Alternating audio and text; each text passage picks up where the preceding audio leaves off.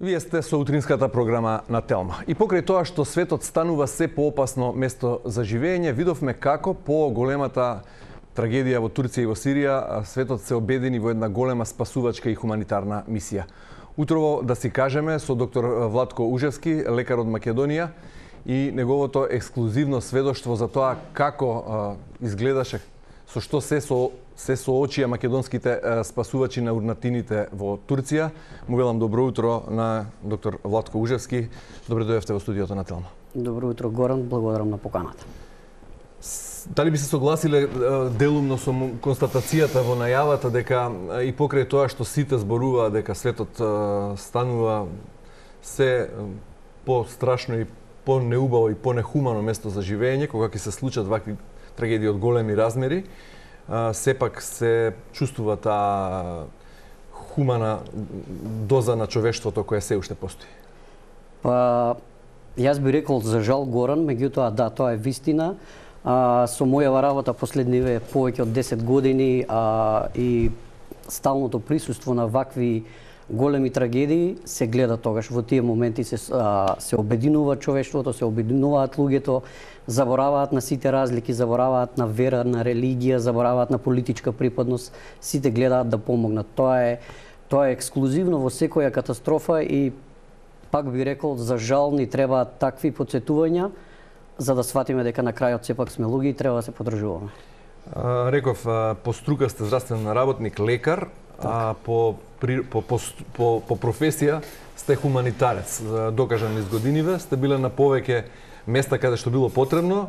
Неодамна се вративте од Турција. Колку време поминавте во Турција, кога заминавте, колку време по земјотресот, кој се случи само за подсетување на 6 февруари и во кој, еве, барем последните информации говорат дека бројката на жртви за жал надмина 50.000. Вака, земјотресот се случи во понеделник наутро по наше време. Поради нашата професија која што ја имаме, нели, веднаш бевме алертирани, почнавме да се подготвуваме, наредниот ден заминавме за Турција во вторникот наутро. Стигнавме до Анкара со авион, од каде што за жал не знам дали се сеќавате, истиот ден имаше и снежна бура во Истанбул, имаше еден куп летови одложени, беше навистина тешко да се организира идењето. Меѓутоа успеавме до Анкара да стигнеме истиот ден и наредниот ден продолживме со возење до Газиантеп.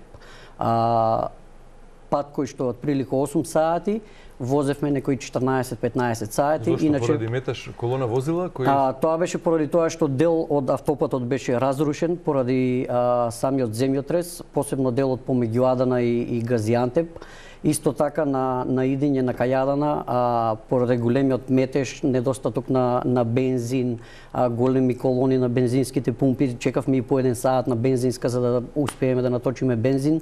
Моравме што постојано да ставаме, бидејќи не знаевме до кога, дали таму има или нема воопшто бензин за да можеме да функционираме. Која беше вашата прва дестинација откако се упативте од аеродромот во Анкара кон местото на земјотресите? Значи, тргнавме директно за Газиантеп, бидејќи знаевме дека таму е центарот.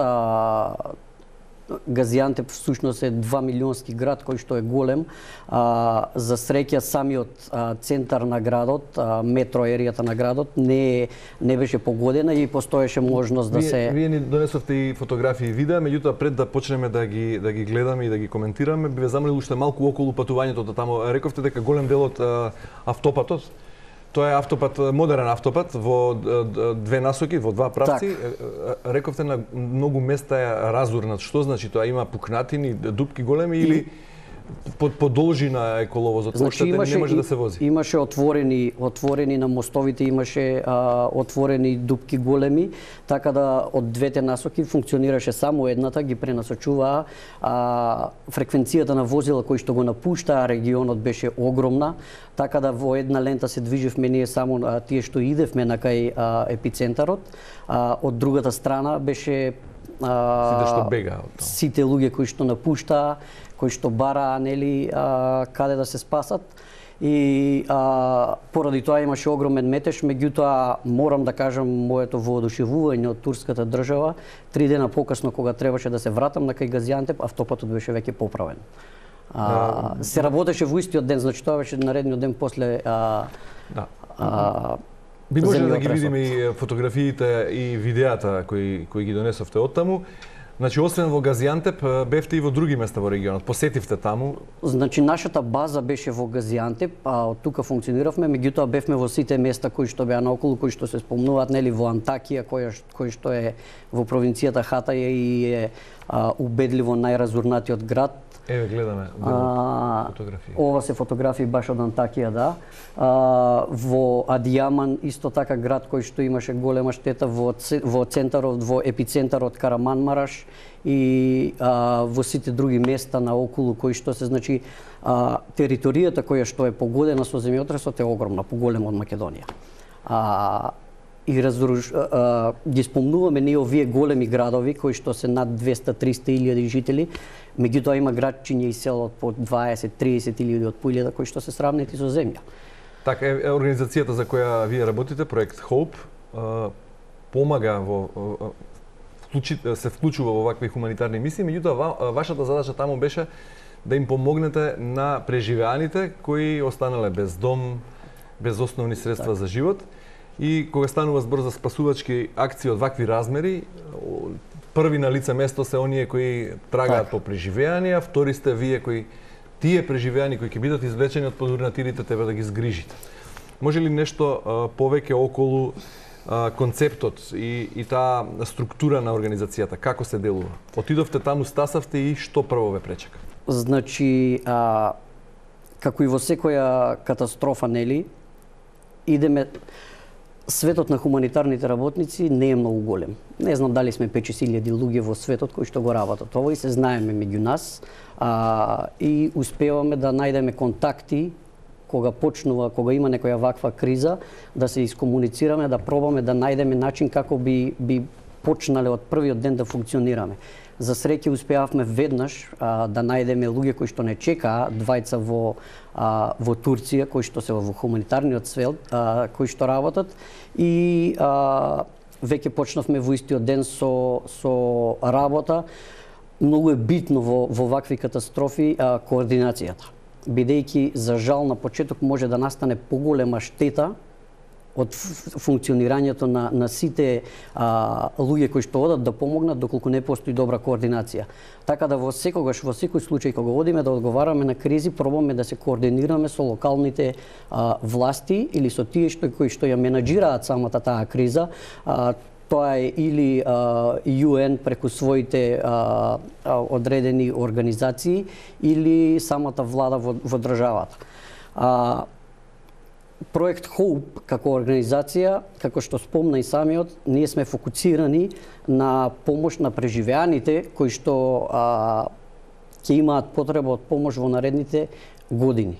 Да, тоа спомнавме бројка од над 50.000 настрадани, односно жртви.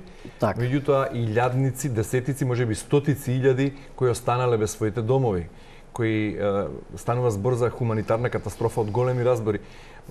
Погоден регион каде што живеат неколку милиони луѓе, повеќе милиони луѓе, впрочем, так. И таму нормалниот живот ќе биде невозможен во наредните години, додека тоа таму не се среди. Веројатно така е. Во подрачјето на Сирија и Турција, каде што има ефектите на земјотресот, живеат 24 милиони луѓе. Така да можете да замислите која катастрофа е тоа. За жал, ние луѓето во нашата природа е, нели, сега додека е темата, да не речам жешка, додека има на актуелна, додека има на телевизија потсетување, сите се сеќаваме дека таму се случи тоа и дека има потреба. Меѓутоа, за недела или две или месец ќе нема да се спомнува веќе во вестите, нема да се спомнува за катастрофата, а потребите ќе бидат уште поголеми. Да, ајде додиме со ред. Стасавте таму, се сместивте во Газиантеп, каде смиевте, каде се сместивте и имавте ли контакт со македонските спасувачи, бидејќи знаеме дека голем број припадници на македонската армија и специјални единици заминаа таму да им помагаат, односно да трагаат по евентуални преживеани по дурнатините. Имавте ли контакт со нив или бевте под координација на UN и на турските хуманитарни организации, како што кажа? Значи, во истиот авион кога отидовме имаше единица на македонската армија, зборувавме со нив, меѓутоа они отидоа во некое друго место да помагаат. Ние немавме координација, да бидам искрен, со македонските спасувачи. Проект Хоуп за прв пат, поради големината на катастрофата, имавме и ние наш тим на спасувачи, имавме куќе, две куќиња кои што трагаа по преживеање, со нашиот партнер само од Шпанија успеавме да ги донесеме. Меѓутоа, во меѓувреме координиравме со турските власти, кои што ја менаџираат кризата, тоа е АФАТ, Агенцијата за менеджмент на кризи на државата, и преку таа комуникација и координација со нив почнавме да делуваме. Иначе бевме сместени во Газиантеп, во самиот Газиантеп, во хотел кој што беше претходно проверен од инспекции дека може да се престојува во него. Голем дел на Газиантеп беше град на духови кога стигнавме првите неколку дена. Немаше никој да живее во куќите, во зградите, огромни згради се тоа, модерен град. Меѓутоа луѓето и не смееја да се вратат дома од афтершокови, меѓутоа исто така не смееја, не им беше дозволено да се вратат дома додека да помине инспекција и проверување на самите куќи. Што правеа на улица седеа, по паркови? За жал, по улиците на сегде имаше еден безброј фамилии кои што живееа во своите коли, имаше шатори, голем број на шатори поставени на стадиони, во паркови, времето беше преладно, луѓето премрзнати седеа во шатори, значи имаше некој вид на организација и на помош, меѓутоа пак ќе кажам, нивото на катастрофата беше нешто што досега го немам видено. Какви беа условите каде што бевте вие сместени во хотелот? Имаше ли струја, вода? Во хотелот имаше струја, немаше грејење, немаше топла вода, лобито на хотелот беше преполно со луѓе кои што беа пуштени тука да седат, да се згрижат, така да релативно добри услови имавме во споредба со некои кои што живееја во шатори. Како локалното население, тие луѓе кои беа принудени да престојуваат во своите автомобили по паркови или на улиците или во фоајета на бројните објекти што не паднале, се снабдуваа со храна? Имаше ли во продавниците, функционираше нормално транспортот градски, продавници, амбуланти? Значи, брза помош се гледаше на секој чекор, постојано вртеше наоколу цело време. Продавниците беа испразнети, празни рафтови, меѓутоа секој пробаше да помогне, значи има организации кои што помагаат со храна, самите хотели овозможуваа на секого оброк бесплатен. Значи, самото население си помагаше меѓу себе. Во градовите каде што имаше големо разрушување, да речеме, луѓето не сакаа да бегаат. Стојат пред урнатините, се надеваат дека ќе пронајдат некој жив, преживеан. Тие кои што да речеме зградата им останала или ова, готват, им носат на лице место, им даваат. Значи, хуманоста која што ја спомнавме на почетокот, тука излегува комплетно, на никој не му е битно ништо друго, освен да му помогне на тој кој што со тоа колку може. Како изгледаше еден ваш ден таму? Поминавте 2 седмици, рековте? 2 седмици, да. Што беше конкретно вашата задача? Значи, да пруžите медицинска нега на преживеаните или не, оглед на професијата? Директна медицинска нега не, како што реков, не успеавме да направиме за тие 2 недели тим од 10 луѓе кои што се уште е таму, кои што функционираат, дел интернационалци, дел ние. Почнавме од првиот ден кога стигнавме вечерта во Газиантеп, уште истата вечер отидовме на координативниот состанок, каде што ги дознавме основните базични потреби кои што се во тој момент. Тие потреби се менуваат. Тогаш беа потребни кебиња, беа потребни хигиенски китови. Нашиот тим логистички почна веднаш да работи на набавка на тие материјали кои што се бараат. Ни бараа генератори, за здравствените објекти кои што За струја. за струја, генератори, агрегати за струја. Почнавме веднаш со набавка на генератори, веќе се донесени, донирани, и мојата задача беше да координирам со властите на повисоко ниво, да видиме, да ги прашаме за потребите, не идеме ние да им кажеме што им треба. Нашата цел е да ги прашаме што треба и да пробаме да помогнеме во врска со таа потреба. Лично вашата улога беше повеќе административна, односно дел од менаџирањето на кризата. Така. Координација помеѓу здравствените, претежно здравствените власти во тие провинции и да заедно со тимот да пробаме да го обезбедиме тоа кое што е потребно. Имавте ли некоја ситуација кога сепак моравте да излезете на терен, да видите урната објект, зграда или куќа и да се соочите со некој од луѓето на кои им треба помош? Раскажете, молам, нешто што ви остави најсилен впечаток. Што ми остави впечаток? Ми остави впечаток еден лидер на здравствениот систем во провинција Адијаман. Значи, тоа е нешто како министер за здравство на таа провинција. Изборуваме за потребите. Се сретнавме, иначе секој ден бев јас на терен во тие градови каде што се разрушени, бидејќи координацијата се случува таму, на лице место, на самото место.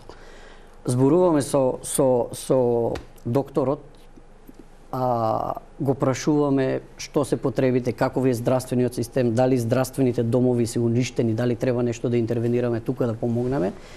И оној вика, види вака, Владко, имам јас 7000 здравствени работници во мојава провинција, територија.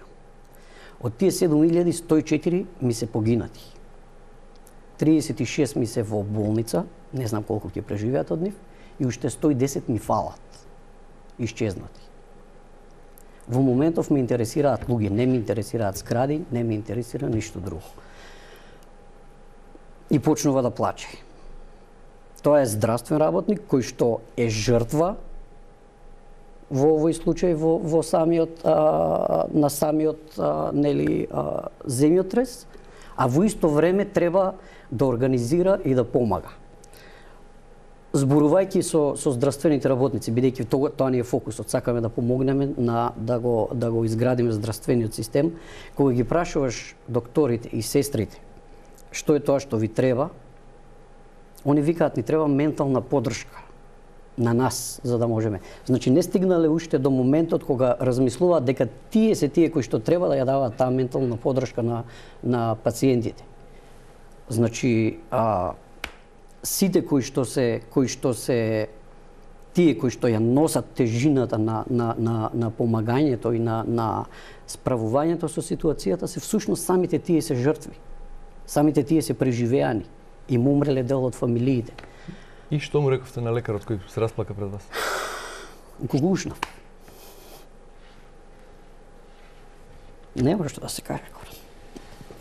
Да, и некоја друга впечатлива и трогателна сцена како ова што извлекува емоција од вас?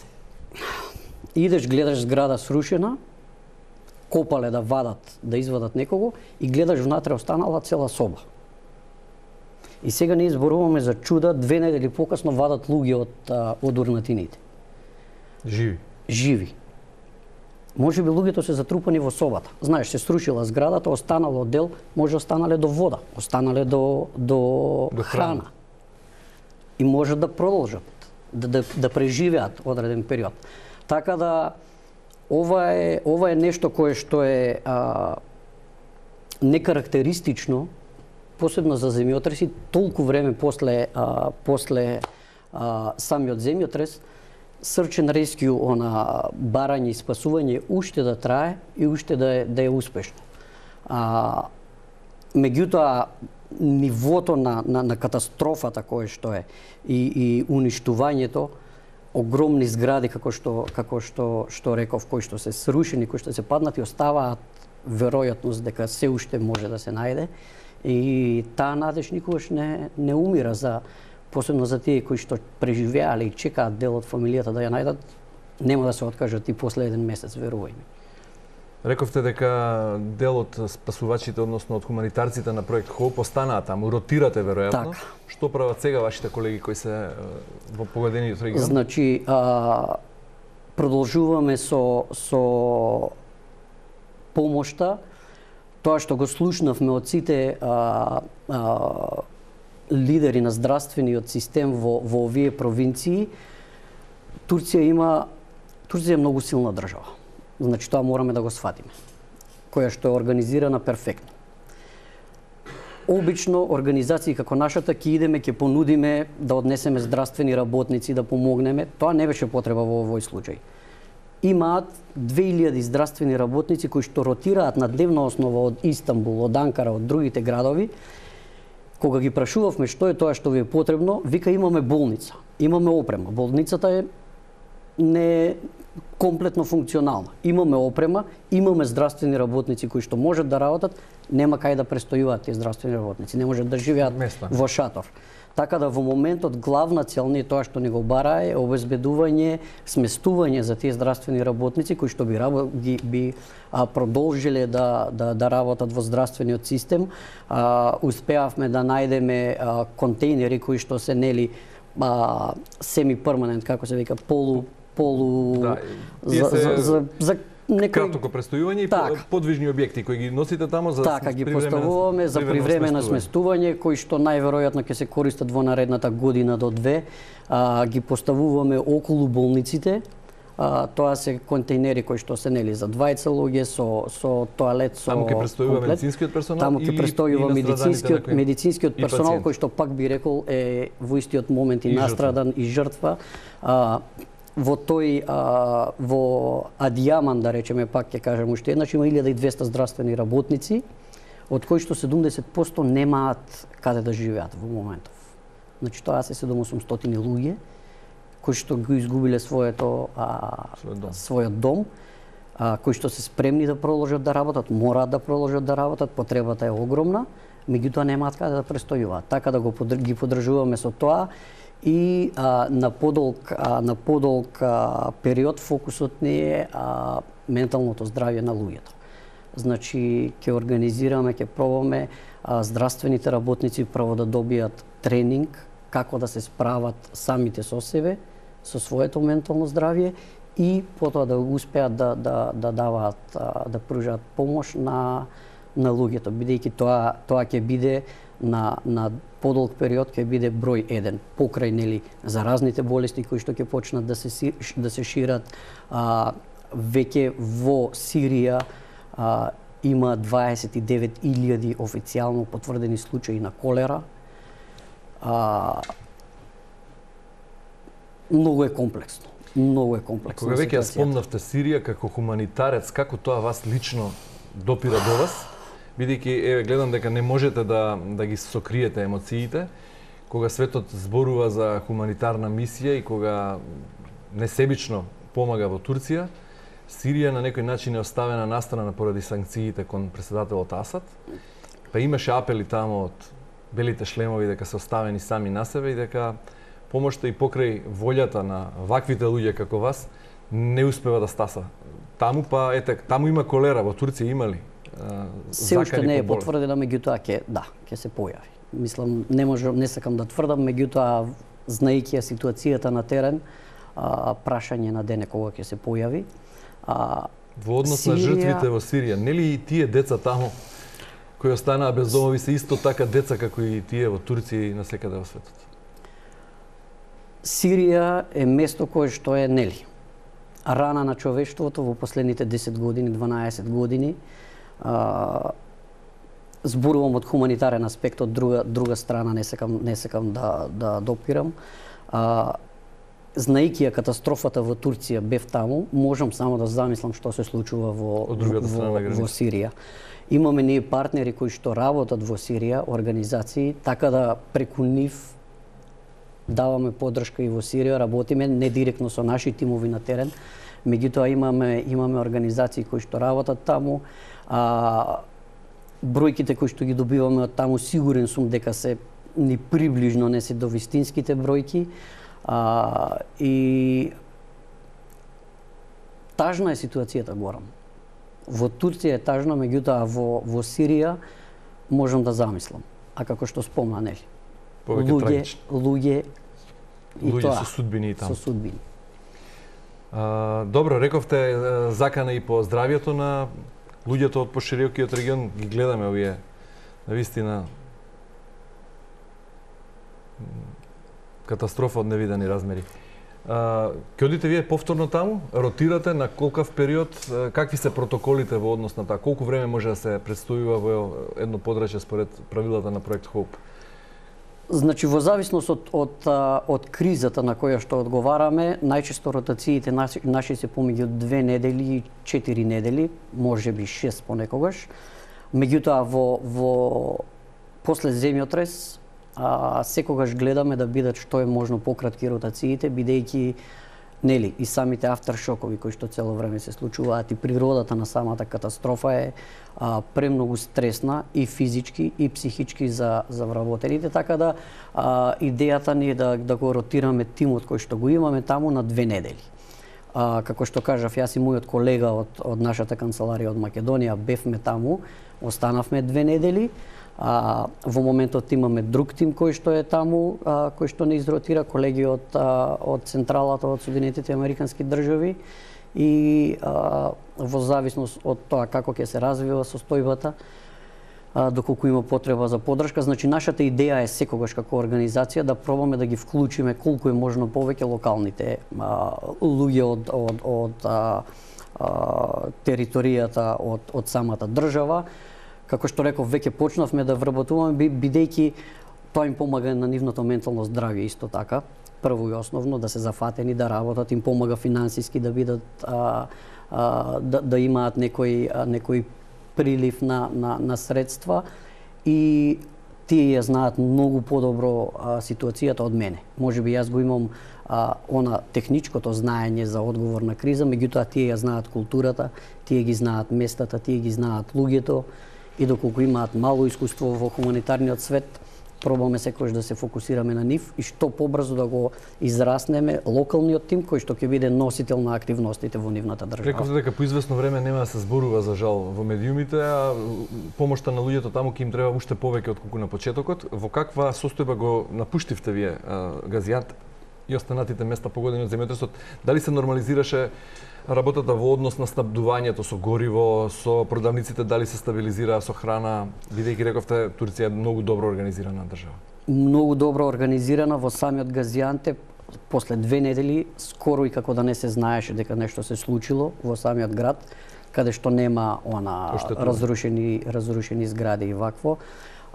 Да, се има гориво сегде, има струја, има вода, се врати грејење, гасот го поправија, меѓутоа тоа е за урбаните делови. Има рурални мали селца кај кои што многу повеќе време ќе треба. Има градови од по 30-40 илјади жители кои што еве се зборува неофицијално на состаноци со зборувавме со представници од самата Турција дека нема воопшто да се градат на истото место, до толку се уништени, ќе се прави на нова локација, нов град. Така да верувам дека во наредните барем 5 години потребата ќе биде огромна од поддршка на локалното население. Голем дел од тоа население нема да се врати никогаш веќе да живее во тие делови каде што живеело, дали од причини од кои што не можат да се вратат таму да живеат ради нивната ментална и психичка состојба, дали од тоа што немаат каде. Меѓутоа верувам дека голем број нема да се вратат. Исто така да не заборавиме дека во тој дел на Турција има над 2-3 милиони сириски бегалци кои што живееја тука, имаа статус и беа интегрирани скоро комплетно во тој систем. Тоа се луѓе кои што успеале за овие 10-12 години нешто да постигнат, да најдат некој кров над главата, кои што сега го изгубиле комплетно. Така да комплексно е до бесконечност. Неколку пати го спомнавте менталното здравје и тоа менаџирање и со стресот на тие луѓе таму, бидејќи после таква преживеана трагедија тешко е дека може да останат стабилни и цврсти. Како вие го менаџирате стресот ваш, бидејќи видов во вашата биографија дека сте бевте претходно во Полска на границата кон Украина, да им помагате на бегалците од Украина кои минатата година ова време почнаа да бегаат од таму кога Русија изврши инвазија токму на денешен ден. Како се справувате вие со тие трогателни сцени кои ги гледате многу често во вашата повеќе од 20 години хуманитарна мисија? Како се справувам, Горан? Не знам дали се справувам, како што можеш да видиш. Се справувам на тој начин што кога почнав да работам во ова, ја чувствував фрустрацијата дека гледаш и не можеш да помогнеш.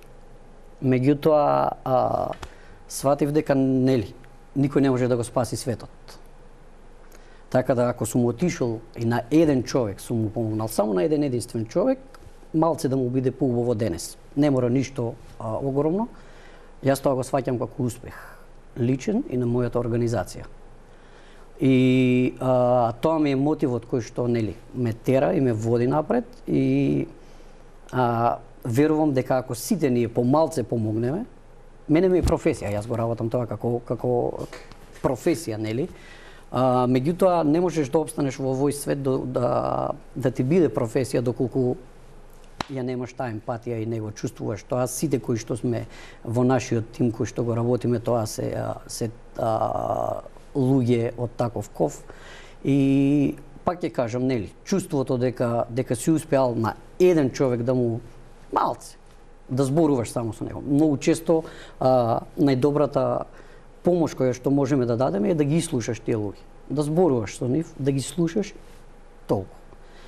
Тоа е тоа кое што ми дава мотив, кое што ми овозможува да се справам и кое што ми дава сила за наредниот пат пак да идам и навлечени сме на тоа. Доктор Руžičevski, ви благодарам многу за гостувањето во утринската на Телма. Ви посакувам многу помалку работа да имате. Се надевам и јас. Повеќе среќни лица околу вас, спасени. Се надевам. Благодарам многу.